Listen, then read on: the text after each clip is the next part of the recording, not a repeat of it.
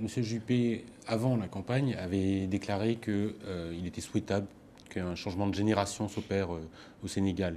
Est-ce qu'on considère que Monsieur Wade est usé, que son bilan n'est plus le bon? Quel bilan vous tirez d'ailleurs des années Wade? D'abord, je voudrais vous dire par rapport à ça que M. Wade a été élu pour la première fois, il avait 75 ans.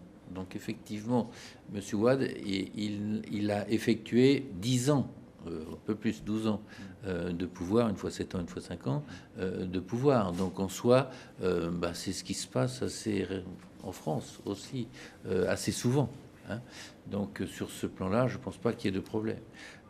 Deuxièmement, je pense qu'on peut considérer qu'il y a quand même eu beaucoup de progrès qui ont été faits en matière d'équipement, d'infrastructures, de libéralisation de l'économie de la part de M. Wade au cours des années qui viennent de s'écouler.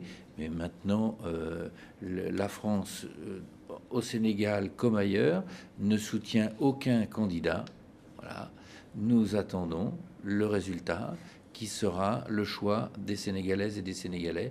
Et nous travaillerons avec le prochain président du Sénégal sans aucune différence ni divergence. Parce que globalement, les deux candidats relèvent de la même philosophie. D'ailleurs, Monsieur Sall a été le Premier ministre de Monsieur Wade pendant longtemps.